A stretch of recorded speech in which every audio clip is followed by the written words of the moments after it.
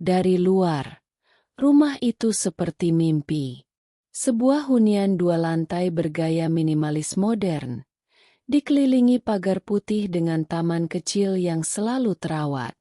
Setiap pagi, suara ceria anak-anak di kompleks itu saling bersahutan, bersatu dengan aroma kopi dari dapur para istri yang memulai hari mereka. Di rumah itu tinggal sepasang suami istri, Ayla dan Raka.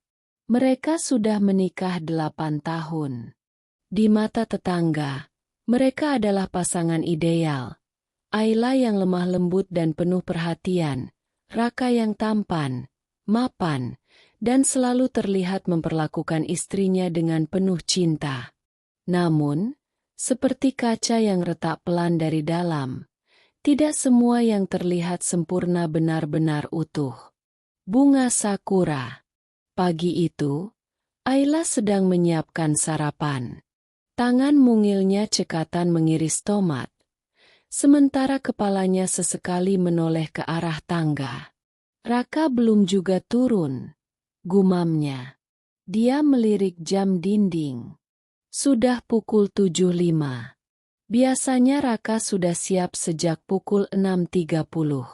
Seketika langkah kaki terdengar dari atas. Ayla tersenyum kecil, menata 2 piring nasi goreng di meja makan. Raka turun dengan wajah letih. Rambutnya sedikit berantakan, dan matanya tampak sembab. "Kamu nggak tidur nyenyak, Mas?" tanya Ayla pelan, menatap suaminya yang duduk tanpa ekspresi. "Kerjaan menumpuk banget. Belum kelar proposal buat klien," jawab Raka singkat. Ia mengambil sendok dan mulai makan tanpa menatap istrinya. Ayla hanya mengangguk. Dia tahu, beberapa bulan terakhir, Raka sering pulang larut malam, membawa beban kerja yang katanya makin berat. Tapi entah kenapa, ada perasaan tak nyaman yang mulai tumbuh dalam dirinya. Sesuatu terasa berbeda. Bukan karena jumlah pulang malamnya, tapi karena sikap Raka yang makin hari makin dingin. Dulu, meski pulang larut, ia tetap meluangkan waktu menatap mata Ayla, mengecup keningnya, atau sekadar bertanya, "Hari ini kamu bahagia?" Sekarang, bahkan untuk melihat wajah Ayla saja, seolah berat. Bunga sakura. Setelah Raka pergi kerja, Ayla membereskan rumah sendirian. Hari-harinya hampir selalu seperti ini. Bangun pagi, menyiapkan sarapan, beres-beres rumah, lalu menyendiri hingga sore. Ia tidak bekerja, bukan karena tak ingin, tapi karena Raka memintanya fokus di rumah. "Kamu nggak usah capek-capek kerja. Aku sanggup biayain semuanya." Begitu Raka dulu berkata saat mereka baru menikah. Saat itu Ayla merasa dicintai.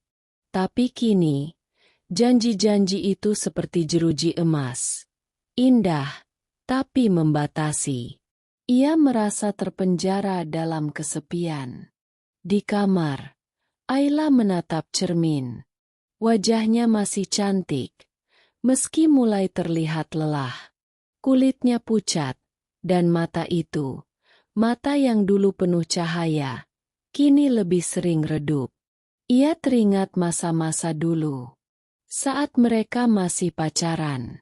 Raka selalu menulis surat-surat manis, membuat video kejutan ulang tahun, atau menempuh hujan hanya untuk datang ke rumahnya dengan seikat bunga. Semua itu terasa seperti milik orang lain sekarang. Bunga sakura. Malam harinya, Ayla mencoba membuka pembicaraan. "Mas, weekend ini kita keluar kota. Yuk, sekalian refreshing." Raka tidak langsung menjawab. Ia sibuk menatap layar ponsel. "Aku udah ada jadwal meeting hari Sabtu. Susah diganti." "Ya, hari Minggunya aja." Raka mendesah. "Ayla, please. Aku capek banget. Kalau weekend, aku cuma mau tidur di rumah. Ayla diam. Bukan karena setuju, tapi karena sudah lelah berharap.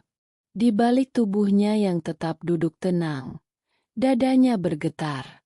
Ia tahu benar, dulu Raka selalu menyambut ajakan seperti itu dengan semangat. Dulu Raka, bukan seperti ini. Apakah pernikahan memang selalu seperti ini pada akhirnya? Atau ada yang lebih gelap lagi di balik semua perubahan ini? Bunga Sakura.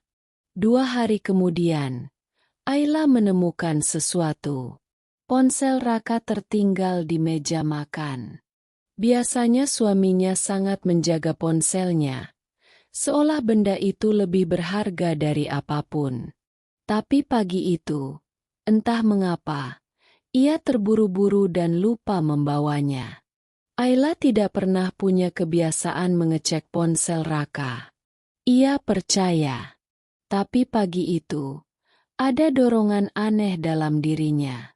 Sebuah rasa penasaran yang meninju perasaannya lebih keras dari rasa bersalah. Ia membuka layar ponsel. Tidak dikunci. Jantungnya berdegup tak karuan. Tangannya bergetar saat membuka aplikasi pesan. Dan di sana, sebuah nama muncul. Nadia. Chat terakhir masuk tadi malam. Ayla membuka percakapan itu. Aku nggak bisa berhenti mikirin semalam. Kapan kita bisa ketemu lagi? Aku kangen. Kamu serius mau ninggalin dia? Ayla merasa dunia berhenti. Matanya kabur. Nafasnya tercekat. Tangannya gemetar saat membalikan ponsel dan meletakkannya kembali. Itu saja cukup. Tak perlu bukti lebih banyak. Hanya 3 baris kalimat dari seorang wanita bernama Nadia sudah cukup untuk menghancurkan semua fondasi yang telah ia bangun selama 8 tahun terakhir. Bunga Sakura. Ia tidak menangis. Ayla hanya berdiri, menatap kosong ke arah jendela. Melihat sinar matahari yang masuk lewat celah tirai. Matahari tetap bersinar seperti biasa, burung-burung masih berkicau, dan dunia tetap berjalan. Tapi hatinya telah berhenti. Untuk pertama kalinya dalam hidup, Ayla tidak tahu harus merasa apa. Marah, hancur, atau sekadar hampa. Dan di sanalah kisah ini benar-benar dimulai. Bukan dari hari pernikahan mereka, bukan dari janji suci, tapi dari saat pengkhianatan terungkap. Dunia bisa tampak begitu biasa ketika hati seseorang sedang hancur. Burung tetap bernyanyi, matahari tetap bersinar, dan angin tetap berhembus seperti tak terjadi apa-apa. Tapi bagi Ayla, sejak pagi itu, waktu seakan berhenti. Ia duduk di ruang tamu, dia membisu, sementara ponsel suaminya masih tergeletak di atas meja, membuka luka yang tak bisa lagi ia tutup dengan harapan. 3 kalimat dari wanita bernama Nadia itu cukup untuk menjatuhkannya ke titik paling sunyi dari sebuah pernikahan. Selama 8 tahun menikah, Ayla selalu percaya. Bahkan saat sikap Raka mulai berubah, ia berusaha memahami. Ia pikir mungkin hanya tekanan pekerjaan, atau lelah semata. Tapi kenyataan tidak semanis pengertian. Ayla tidak menanyakan apapun malam itu. Ia diam. Bukan karena takut, tapi karena hatinya terlalu sesak untuk berkata-kata. Sejak hari itu, Ayla mulai memperhatikan. Ia menjadi seorang penyelidik dalam rumahnya sendiri. Ia menghitung waktu pulang Raka, mencatat nada bicara suaminya, bahkan mencium aroma berbeda dari tubuhnya saat pulang larut malam. Parfum asing, lembut, Tapi bukan miliknya. Raka makin sering tidur lebih awal. Atau pura-pura tidur. Ayla sering duduk di tepi ranjang, mengamati wajahnya dalam gelap. Mencari jawaban di balik kelopak mata yang tertutup itu. Pernah suatu malam, ia menyentuh lengan Raka dan berbisik. "Mas, aku masih cukup nggak buat kamu?" Tak ada reaksi. Tak ada gerakan. Bahkan detak jantungnya pun terasa jauh. Ayla bangkit dan berjalan ke ruang tamu. Duduk bersandar di dinding. Tangannya menggenggam erat lengan baju. Dan untuk pertama kalinya, air matanya jatuh bukan karena sedih, tapi karena kecewa pada dirinya sendiri yang terlalu lama percaya. Pagi itu, saat Raka berangkat kerja, Ayla menatap punggung suaminya yang menjauh tanpa menoleh. Biasanya Raka akan berpamitan dengan ciuman ringan di dahi. Kini tidak ada apa-apa. Hanya deru mobil yang meninggalkan garasi tanpa perasaan. Ketika rumah kembali sepi, Ayla menatap meja kerja Raka di sudut kamar. Sebuah laptop terbuka, tak terkunci. Hatinya berdebat. Ia tahu, ini bukan dirinya yang dulu. Tapi wanita mana yang tak berubah ketika cinta suaminya dirampas secara diam-diam? Dengan jari yang gemetar, ia membuka email Raka. Salah satu pesan yang masih segar bertuliskan, "Terima kasih untuk malam yang indah. Kamu masih seperti dulu. Jangan lupa janjimu." Nadia. Itu sudah cukup. Ayla tidak perlu rekaman suara, tidak perlu foto di hotel, tidak perlu pengakuan langsung. Ia sudah tahu. Ia sudah mengerti. Yang ia bangun selama bertahun-tahun sedang dihancurkan diam-diam oleh dua orang. Satu adalah suaminya. Dan satu lagi, wanita dari masa lalu yang datang untuk merebut kembali apa yang katanya dulu miliknya.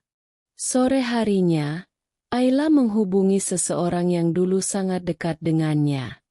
Laras, sahabat kuliahnya yang dulu selalu ada, hingga Ayla perlahan menjauh sejak menikah. "Ayla?" Suara Laras terdengar kaget tapi hangat. "Astaga, kamu kemana aja? Aku kangen banget." Ayla tak menjawab langsung. Ia hanya berkata, "Lar, aku boleh cerita sesuatu? Aku lagi hancur banget." Laras terdiam, lalu berkata lembut, "Tentu, kamu bisa cerita apa aja." "Raka selingkuh. Namanya Nadia." Hening. Beberapa detik kemudian, suara Laras terdengar berat. "Ayla, Nadia itu mantan Raka waktu kuliah. Mereka dulu lama banget pacarannya. Waktu kamu nikah sama Raka, Nadia sempat ngamuk. Aku kira dia udah hilang. Tapi, mungkin dia kembali." Kembali. Satu kata yang membuat tubuh Ayla terasa dingin. Jadi ini bukan hanya soal godaan, tapi masa lalu yang belum selesai. Dendam. Obsesi. Dan Raka memilih kembali ke masa yang seharusnya sudah tertutup. Malam itu, Ayla membuka laci lemari. Ia menarik sebuah album lama. Di dalamnya, foto-foto penuh kenangan berjejer rapi. Foto prewedding, momen bulan madu, wajah Raka yang tersenyum saat pertama kali tahu Ayla hamil. Ia menyentuh foto itu dengan jari bergetar. Satu persatu. Setiap senyum dalam foto itu kini terasa seperti kebohongan. Ia menangis dalam diam, Bukan karena masih mencintai, tapi karena terlalu banyak memberi tanpa pernah benar-benar dilihat. Pukul 23.45. Pintu depan terbuka pelan. Raka masuk dengan langkah hati-hati. Ia tak tahu Ayla masih terjaga. Ayla duduk di ruang tamu dalam gelap. "Kamu dari mana?" tanyanya pelan. "Lembur." "Tadi macet," jawab Raka cepat, singkat, nyaris tanpa ekspresi. "Sendirian." "Iya." "Memangnya kenapa?" Ayla menatapnya dalam diam. Lalu berkata, "Kalau suatu hari aku pergi, jangan cari aku, Mas. Karena mungkin saat itu, aku udah terlalu hancur untuk kembali." Raka terdiam, tak menjawab. Ia hanya berjalan melewatinya, membuka pintu kamar, dan menghilang dalam keheningan. Seolah tak terjadi apa-apa. Dan malam itu, Ayla tahu, kadang, bukan perselingkuhan yang paling menyakitkan, tapi sikap diam orang yang tahu dia bersalah, tapi memilih bungkam. Hari-hari berikutnya terasa seperti berjalan di atas pecahan kaca bagi Ayla. Ia tetap menjalankan rutinitas rumah seperti biasa. Menyapu, mencuci, memasak, semuanya dilakukan dengan tangan yang gemetar dan hati yang terus-menerus ditikam rasa curiga. Namun dari luar, ia tetap tampak seperti Ayla yang sama. Tetap ramah kepada tetangga, tetap menyapa anak kecil yang lewat, tetap tersenyum walau seulas. Tapi tak ada yang tahu bahwa senyuman itu kini hanya topeng. Topeng dari seorang istri yang sedang mencoba memahami mengapa cinta bisa berubah menjadi pengkhianatan. Raka tetap dengan rutinitasnya. Berangkat pagi, pulang larut, dan selalu membawa pulang lelah.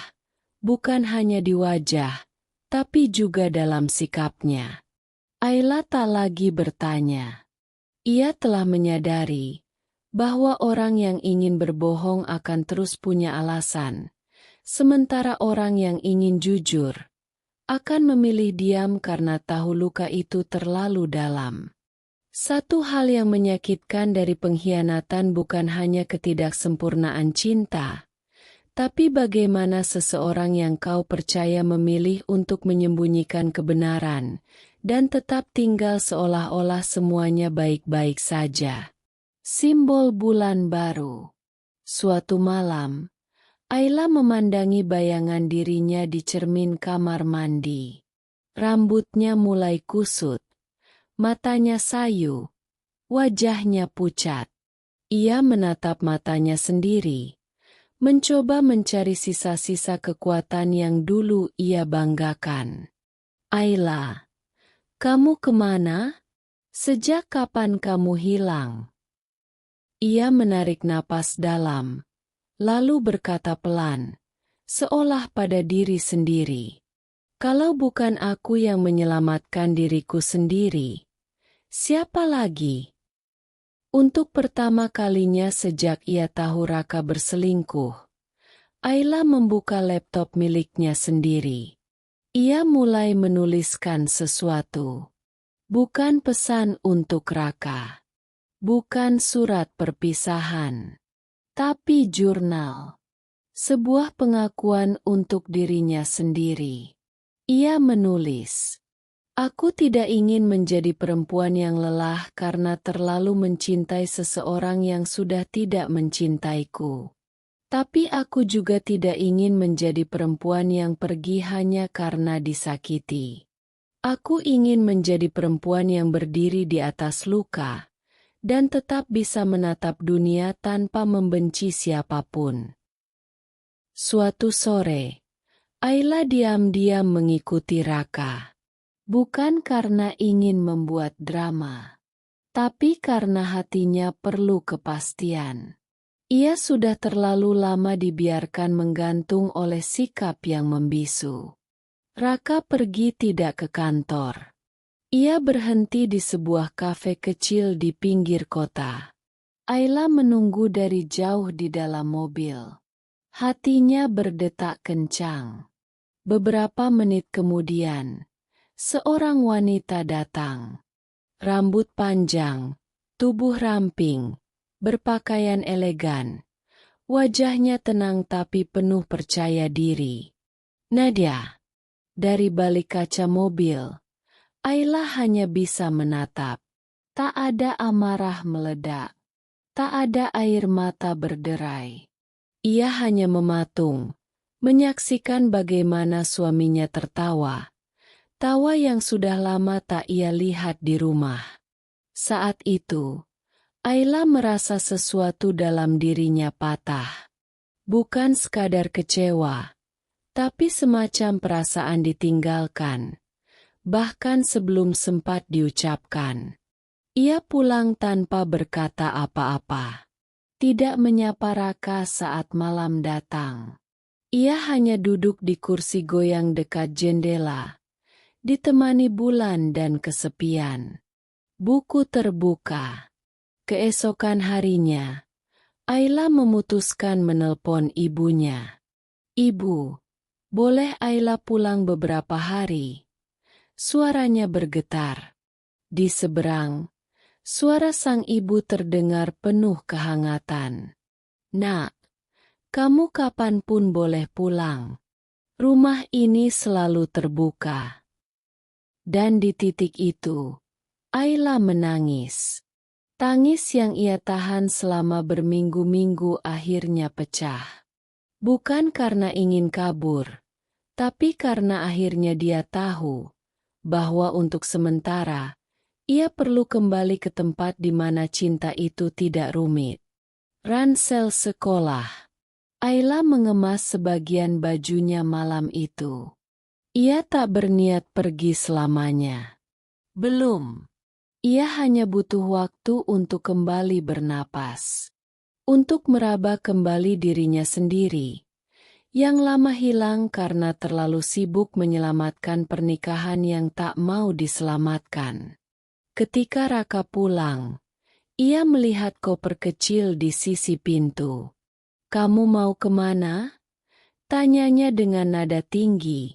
Untuk pertama kalinya, Ayla berdiri, menatapnya dengan mata tenang namun tajam.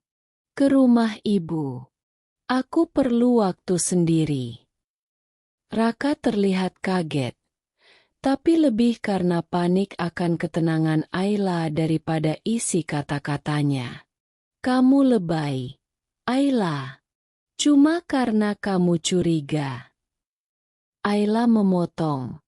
Suaranya rendah namun menusuk. "Bukan cuma curiga, Mas. Aku tahu semuanya. Aku tahu tentang Nadia. Aku tahu kamu udah lama bohong. Dan sekarang, aku cuma pengen jaga diriku sendiri. Itu saja." Untuk pertama kalinya, Raka tak bisa berkata-kata. Ia terdiam. Dan Ayla melangkah pergi. Bukan dengan amarah, tapi dengan langkah yang pelan dan bermartabat. Patah hati. Di dalam mobil, Ayla menyetir sendiri malam itu. Jalanan gelap, sepi, tapi hatinya mulai terang. Ia tahu luka itu belum sembuh. Tapi untuk pertama kalinya, ia merasa dirinya tidak lagi terjebak. Ia bukan lagi istri yang memohon diperhatikan. Ia bukan lagi perempuan yang memaksakan cinta sepihak. Ia adalah Ayla. Perempuan yang belajar berdiri di atas kehancurannya sendiri. Dan di sanalah, kisahnya berubah. Tidak menjadi cerita cinta yang indah, tapi menjadi kisah kebangkitan dari perempuan yang nyaris dilupakan oleh dunia yang ia cintai sendiri. Malam itu, Ayla tiba di rumah ibunya menjelang pukul 10. Lampu teras masih menyala, seperti pelita kecil yang seolah menunggu kepulangannya. Ibu menyambut dengan pelukan hangat, tanpa banyak tanya. Seperti tahu, Ayla tak datang untuk menjelaskan, tapi untuk menenangkan luka yang terlalu lama disimpan sendiri. Di pelukan ibunya, Ayla pecah, bukan dalam tangis histeris, tapi dalam isak yang dalam dan tenang. Tangisan seorang perempuan yang terlalu lama pura-pura kuat. Bu, aku capek. Aku benar-benar capek. Ibunya hanya mengusap punggung Ayla pelan. Nangis aja, Nak. Nangis itu bukan berarti kamu lemah. Tapi itu cara hati bicara waktu kamu udah nggak sanggup bersuara. Malam itu mereka tidur sekamar. Seperti saat Ayla masih kecil. Sebelum dunia orang dewasa memaksanya menjadi wanita yang terlalu sering mengalah. Bunga mekar. Pagi di rumah ibunya berbeda. Tidak ada suara klakson mobil. Tidak ada dering telepon kantor. Tidak ada suara langkah terburu-buru. Hanya aroma teh melati dan suara burung yang bersahutan dari pohon mangga di belakang rumah. Ayla duduk di beranda, mengenakan daster sederhana, menatap langit pagi yang perlahan berubah cerah. Untuk pertama kalinya dalam beberapa minggu, dadanya tidak sesak. Meski luka masih menganga, tapi setidaknya ia bisa bernapas. Ibunya datang membawa 2 cangkir teh. Gimana tidurmu, Nak? Tanya ibu, lembut. Tenang, Bu, walau rasanya hampa. Mereka diam cukup lama. Hingga akhirnya ibu berkata, kamu tahu nggak? Dulu waktu ayahmu selingkuh, ibu juga pernah hampir pergi. Ayla terkejut. Ia menatap ibunya dengan mata membesar. Ayah? Ibu tersenyum tipis. Matanya menerawang jauh. Iya. Tapi bedanya, dulu ibu nggak punya pilihan sebanyak kamu. Ibu bertahan bukan karena cinta, tapi karena nggak tahu harus kemana. Zaman dulu perempuan yang ninggalin suami akan dicap macam-macam. Jadi ibu diam. Luka ibu sembuh, tapi nggak pernah benar-benar hilang. Kamu beda, Ayla. Kamu perempuan yang punya hak untuk memilih. Dan memilih dirimu sendiri. Itu bukan egois. Itu namanya menyelamatkan. Kata-kata itu menusuk lembut di hati Ayla. Ia menggenggam tangan ibunya erat. Buku catatan. Hari-hari berikutnya, Ayla mencoba mengenali dirinya kembali. Ia mulai menulis di jurnal setiap pagi, menceritakan isi hatinya seperti sedang berbicara pada sahabat imajinernya. Kadang ia menangis di tengah tulisan. Kadang ia tertawa getir. Tapi menulis membuatnya sadar satu hal. Bahwa selama ini, ia hanya dicintai ketika ia lemah lembut dan patuh. Tapi ketika ia mulai bertanya, cintanya ditarik kembali. Ia mulai menyibukkan diri dengan hal-hal kecil. Menyiram tanaman ibunya. Membantu warung kecil di depan rumah. Menjahit baju-baju lama. Dan perlahan, ia merasa hidup kembali. Raka tidak menghubunginya. Tidak dalam seminggu. Tidak dalam 2 minggu. Dan Ayla menyadari. Kadang, orang tidak mencarimu bukan karena tak tahu kemana kamu pergi. Tapi karena mereka tidak benar-benar ingin kamu kembali. Penerima telepon.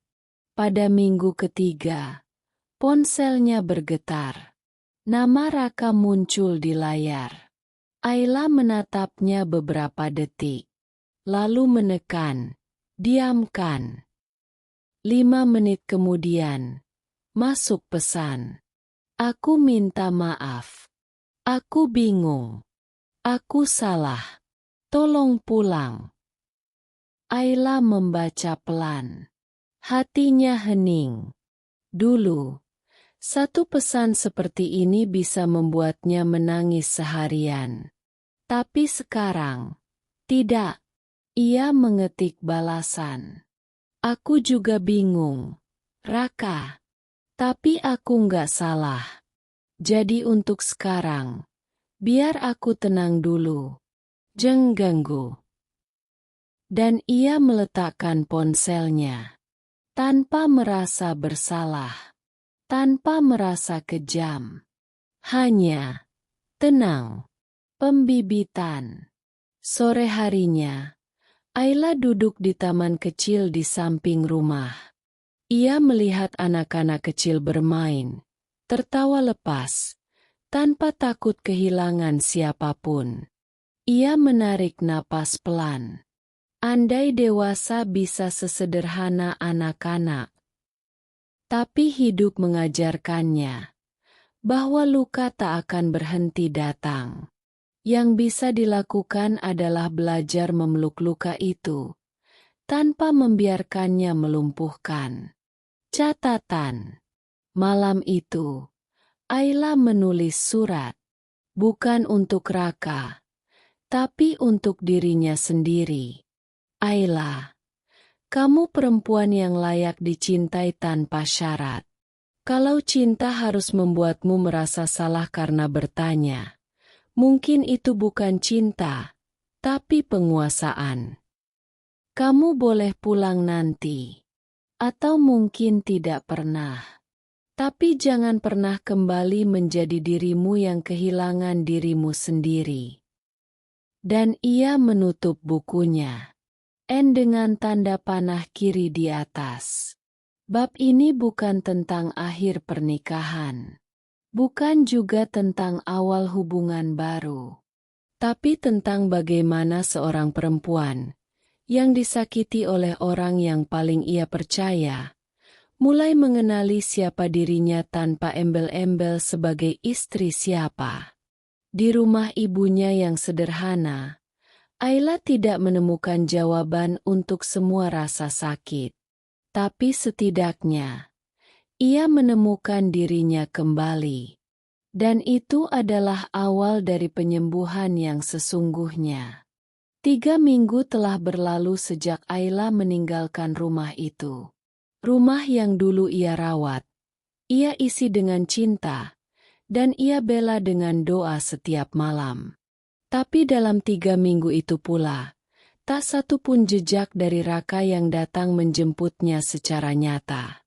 Tak ada mobil di depan rumah ibu. Tak ada suara langkah tergesa, apalagi pelukan penyesalan. Hanya 1 atau 2 pesan singkat yang terlalu basa-basi untuk disebut permohonan maaf. Sementara Ayla perlahan mulai berdiri di atas lukanya sendiri. Minuman panas 2. Pagi itu, Ayla membantu ibunya di dapur. Mereka menyiapkan gorengan dan kopi untuk warung kecil di depan rumah. Aktivitas sederhana itu terasa menyembuhkan, karena di sanalah, untuk pertama kali sejak lama, ia merasa berguna bukan karena statusnya sebagai istri, tapi karena ia masih manusia yang punya arti. Sampai kemudian, ponselnya kembali bergetar. Ayla, kita harus bicara. Aku mau kamu pulang. Jangan egois. Raka. Kata terakhir itu menusuk. Jangan egois. Ayla tersenyum miris. Ia duduk di bangku kayu, memandangi ponsel itu lama, sebelum akhirnya menulis balasan. Selama ini aku nggak pernah egois. Aku selalu nurut. Aku diam waktu kamu berubah. Aku nggak marah waktu kamu bohong. Dan sekarang, waktu aku jaga diriku sendiri, kamu bilang aku egois. Ia tidak menekan kirim. Ia hanya menyimpan pesan itu di not tepat. Karena kini, Ayla tidak menulis untuk Raka. Ia menulis untuk dirinya sendiri. Untuk mengingat siapa yang ia perjuangkan. Jam 2 sore harinya, Laras datang berkunjung. Sahabat lamanya itu membawa kotak makanan dan pelukan hangat. Muka kamu udah beda. Aye. Nang. Tapi juga tegas. Kata Laras sambil menatapnya. Ayla hanya tertawa kecil. Mungkin karena sekarang aku nggak berharap apa-apa dari siapa-siapa. Termasuk dari dia. Ayla mengangguk. Aku udah ikhlas. Bukan karena aku nggak cinta lagi. Tapi karena aku nggak mau terus cinta sendirian. Laras terdiam. Lalu menggenggam tangan Ayla. Kamu hebat. Kamu bisa kuat.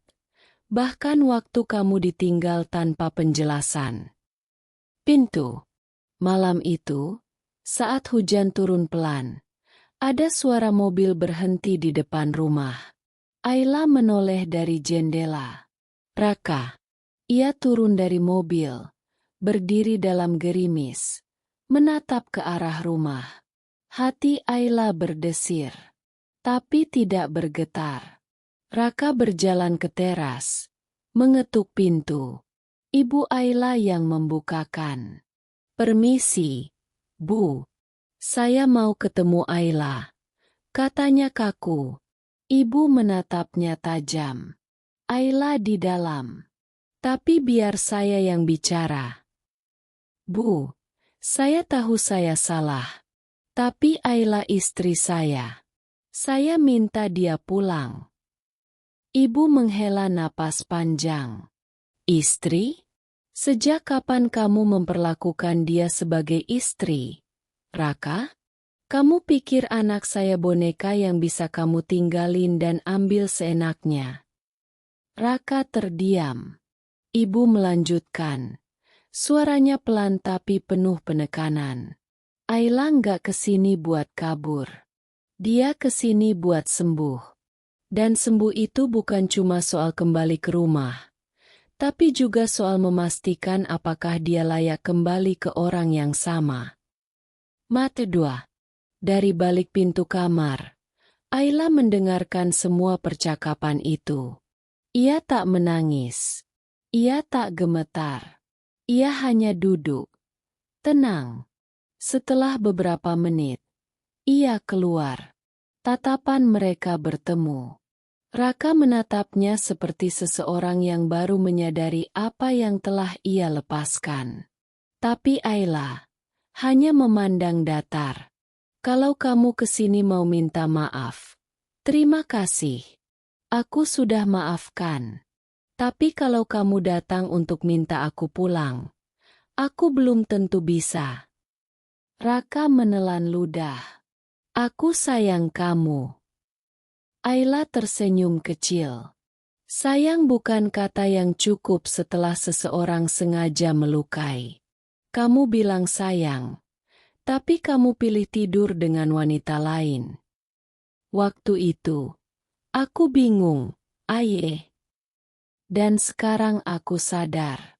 Aku nggak bisa menyerahkan hidupku pada seseorang yang hanya cinta saat dia bingung. Pejalan kaki 2. Raka diam. Lama. Akhirnya ia berkata pelan. Kamu udah berubah. Ayla mengangguk. Iya. Karena aku akhirnya sadar cinta yang sehat nggak bikin seseorang kehilangan dirinya. Ia lalu berbalik. Masuk ke rumah. Dan Raka berdiri di situ. Hujan mulai reda. Tapi hatinya justru terguyur paling deras. Dan di sanalah, Ayla tahu, dia telah pergi dari sebuah rumah yang tak lagi layak disebut rumah. Dan bahkan ketika yang dulu ia kejar datang mencarinya. Ia tidak menoleh ke belakang.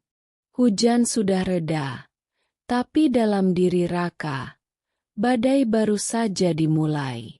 Ia kembali ke rumah seorang diri malam itu.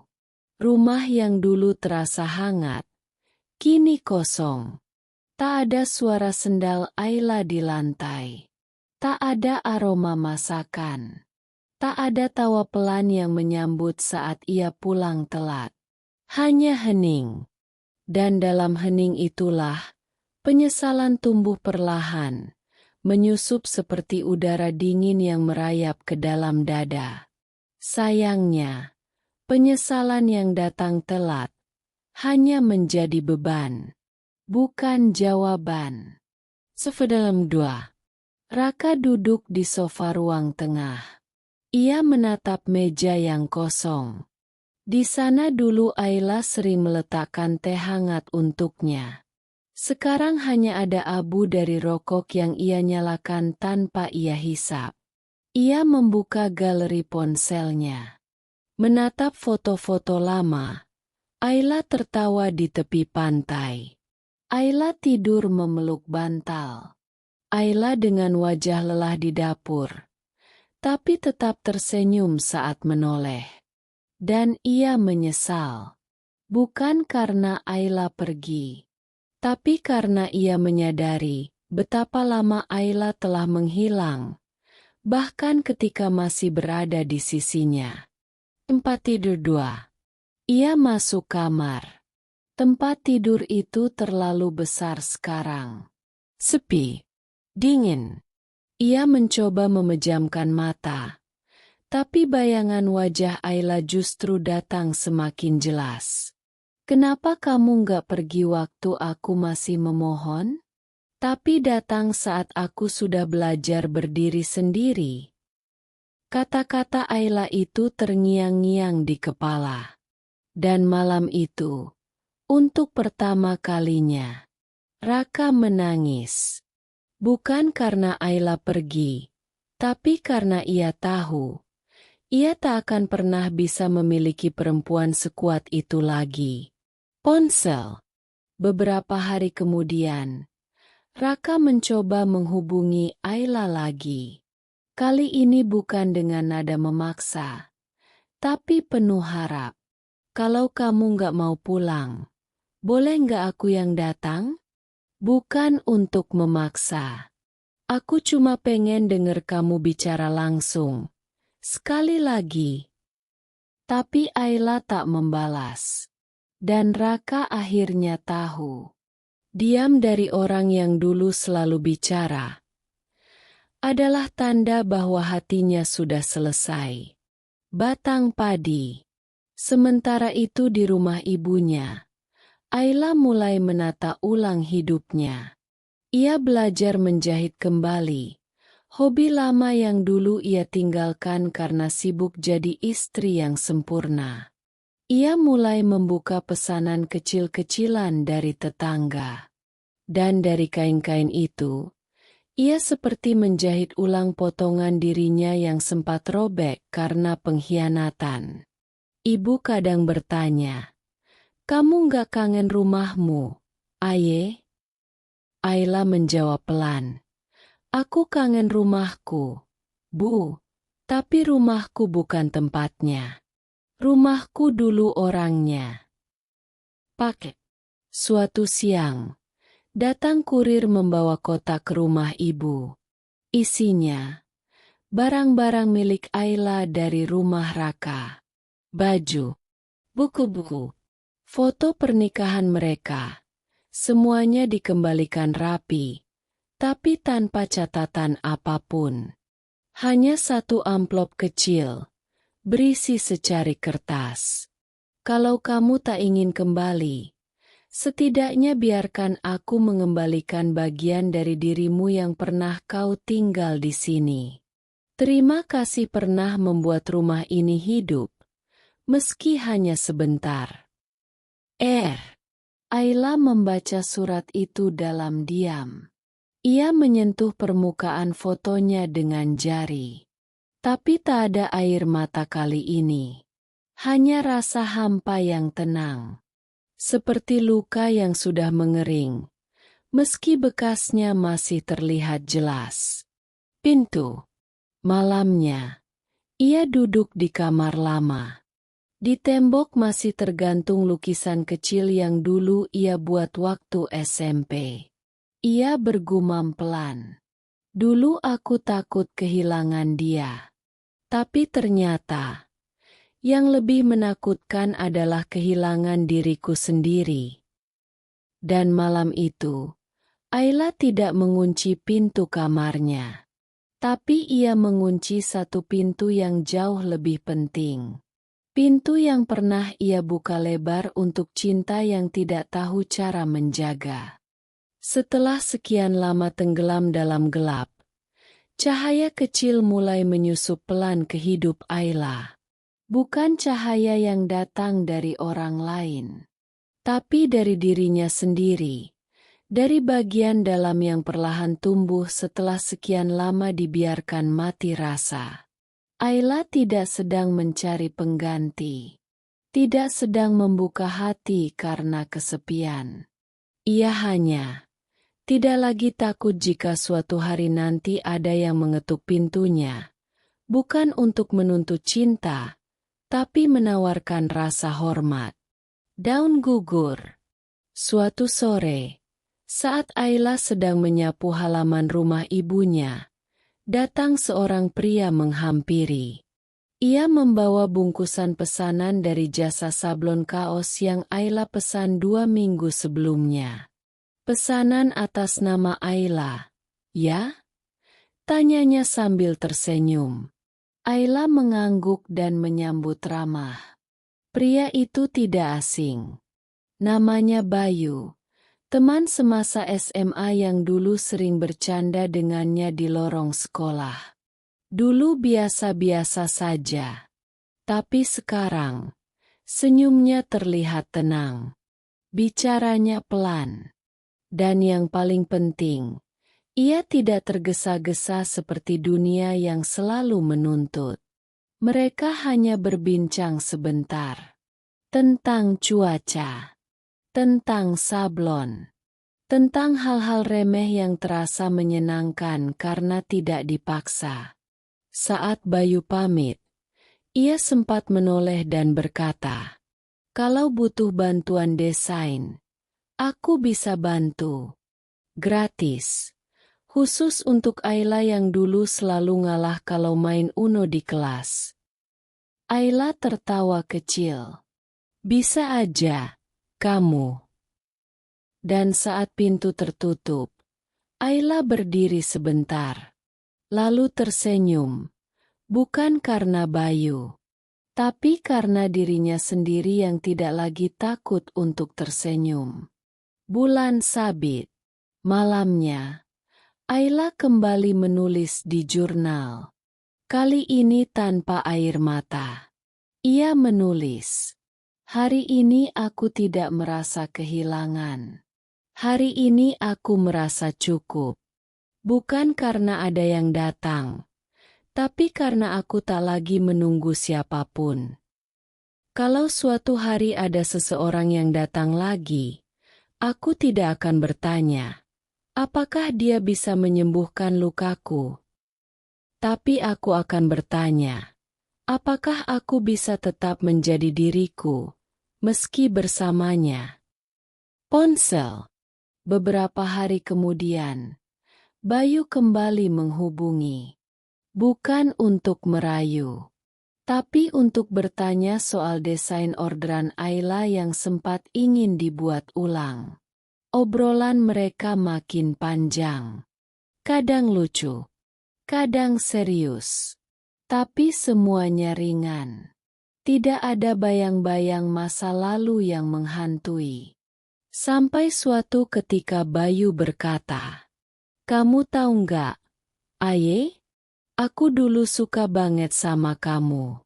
Tapi aku tahu, kamu udah punya duniamu sendiri." Ayla terdiam, lalu menjawab pelan, "Dan sekarang, aku sedang membangun dunia itu lagi.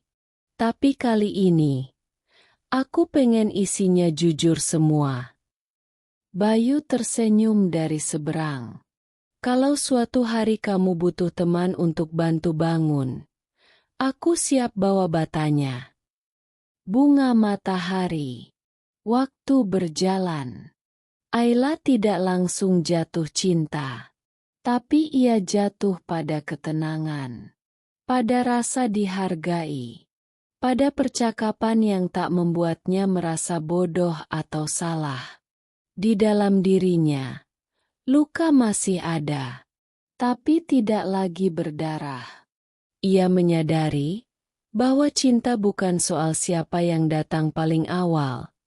Tapi siapa yang tetap tinggal tanpa harus menyakitimu untuk merasa cukup. Sore itu, Ayla berdiri di depan cermin.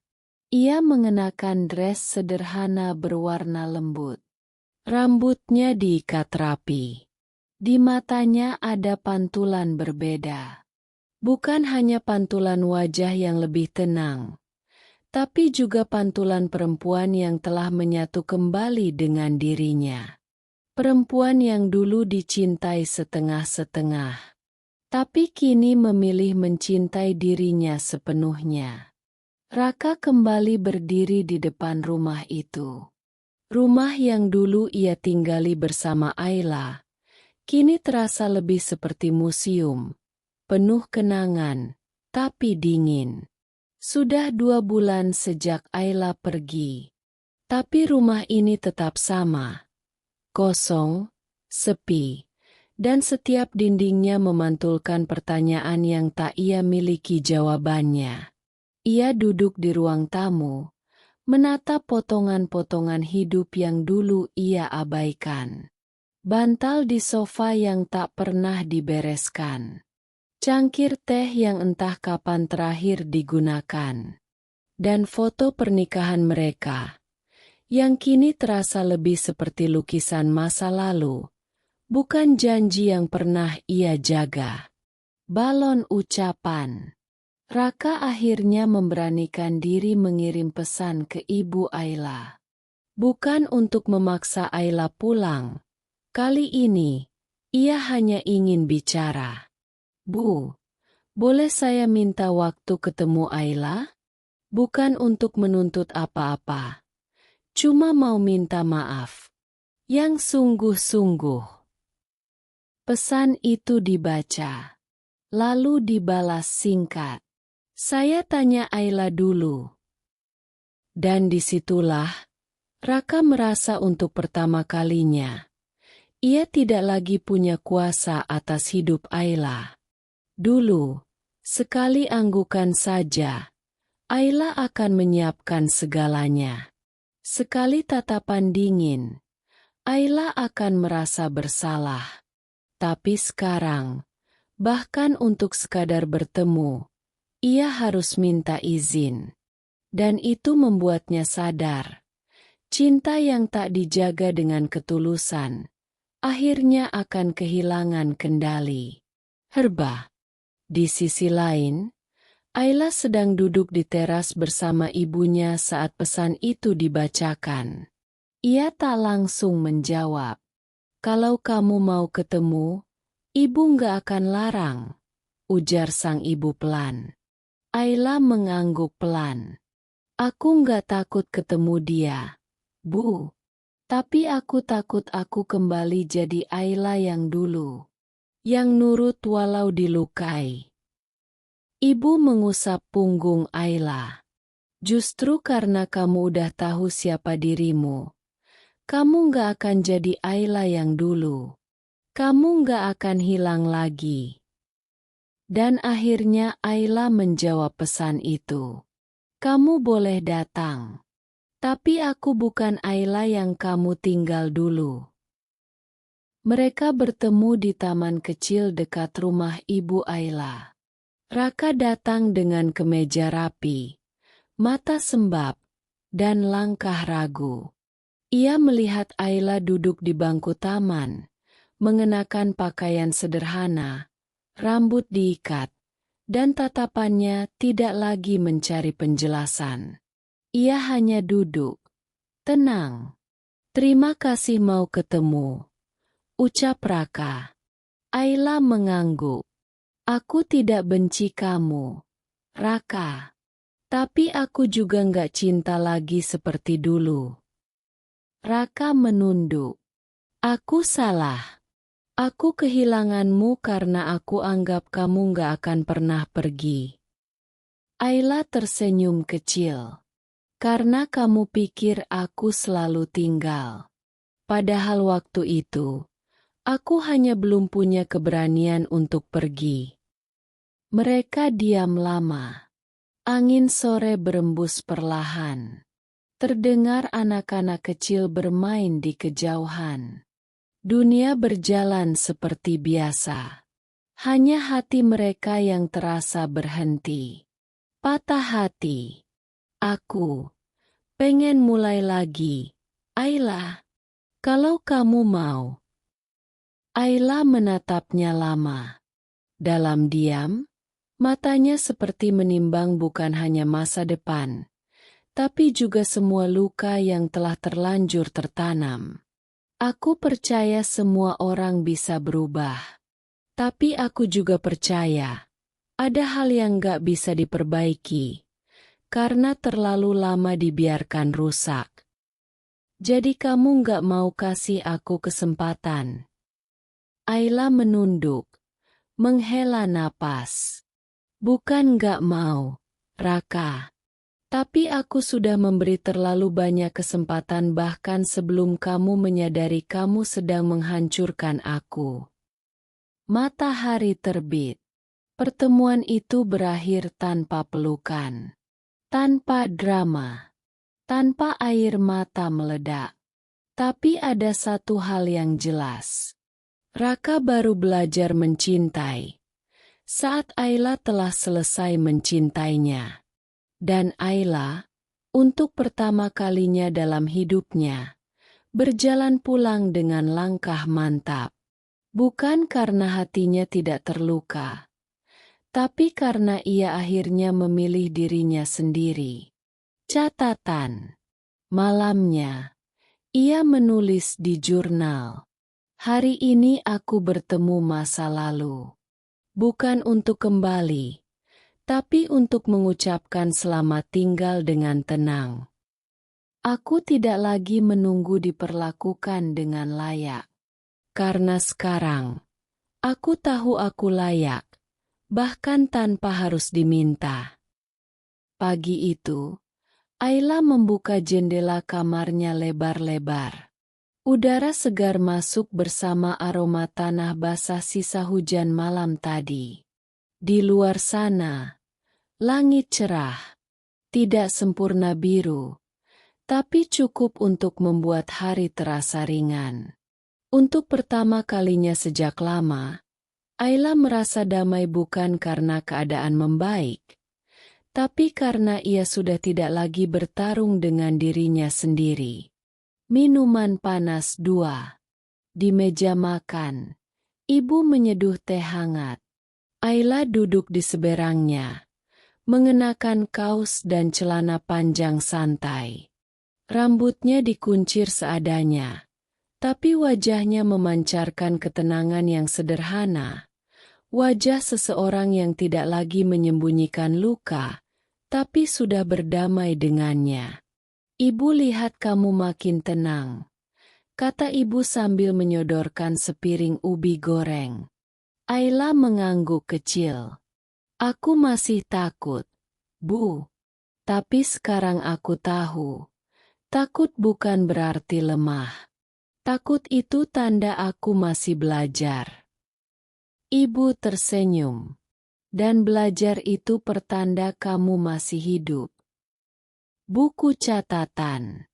Ayla mulai menulis lebih sering. Bukan lagi tentang Raka.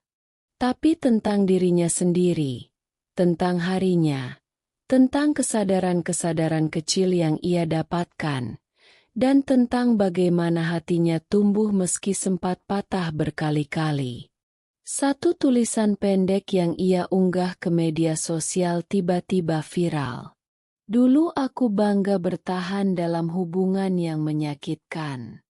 Sekarang aku sadar, bertahan itu bukan selalu bentuk kekuatan. Kadang, kekuatan justru ada saat kita memilih pergi. Ribuan orang menyukai. Ratusan mengomentari. Banyak yang bilang, aku merasa ini aku banget. Banyak juga yang menangis hanya karena membaca satu kalimat itu. Dan disitulah Ayla sadar. Lukanya ternyata menyembuhkan banyak hati lain.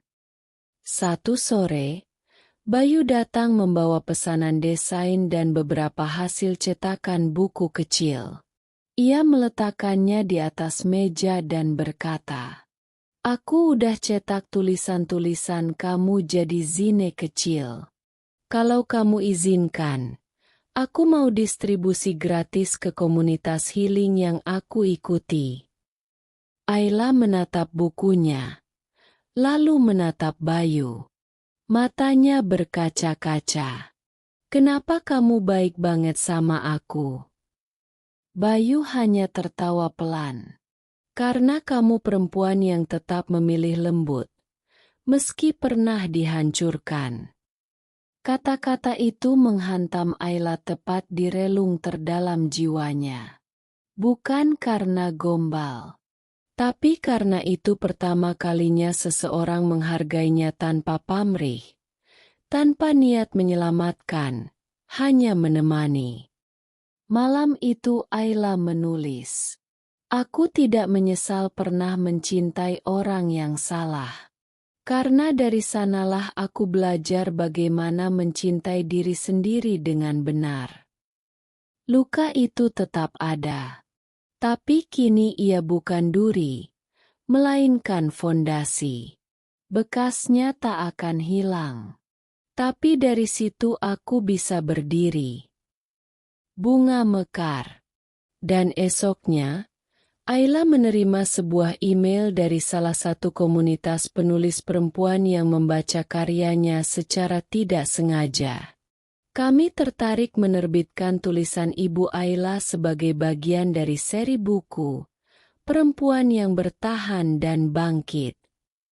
Jika Ibu bersedia, kami ingin berbincang lebih lanjut." Ayla membacanya pelan dan tersenyum. Dulu, hidupnya dipenuhi rasa takut untuk gagal, takut ditinggal, takut sendirian. Sekarang, ia justru berani melangkah sendirian, karena ia tak lagi takut kehilangan siapapun, kecuali dirinya sendiri.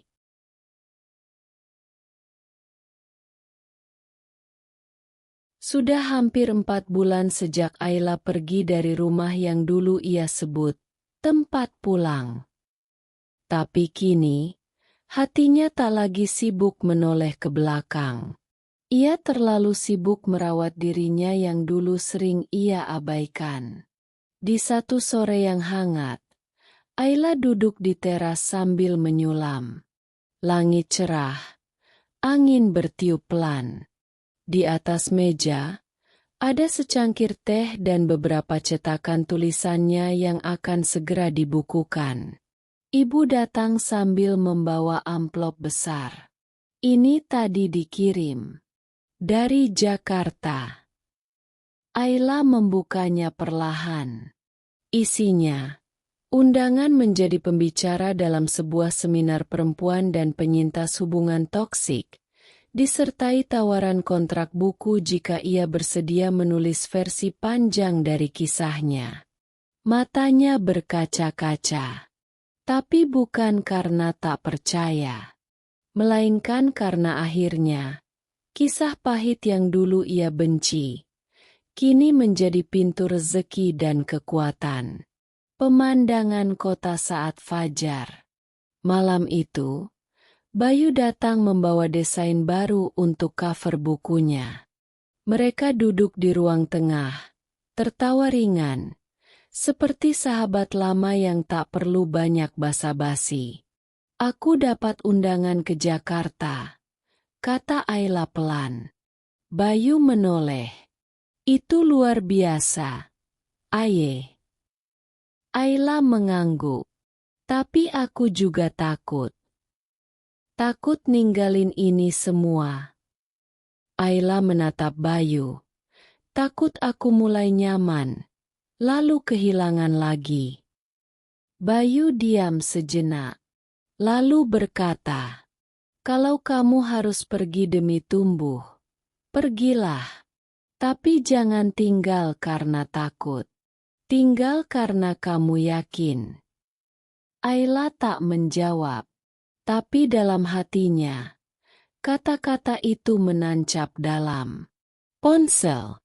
Keesokan harinya, Ayla duduk di depan ponsel. Ia membuka pesan-pesan lama dari Raka. Semua telah ia arsipkan. Tidak satu pun ia hapus. Ia membaca ulang, bukan karena ingin kembali, tapi karena ingin menghadapi masa lalu tanpa lagi merasa gentar. Kita memang pernah gagal, Raka. Gumamnya. Tapi aku nggak mau hidupku jadi cerita tentang siapa yang meninggalkanku. Aku mau hidupku jadi cerita tentang siapa yang akhirnya kupilih. Dan itu adalah diriku sendiri. Pesawat 2. Tanggal keberangkatan makin dekat. Ibu mendukung penuh. Pergilah. Ceritamu bisa bantu banyak orang. Tapi yang paling penting, kamu bisa bantu dirimu sendiri menemukan versi Ayla yang baru. Bayu tak pernah menahan, tak pernah menyatakan cinta dengan kata, tapi selalu hadir dengan perbuatan.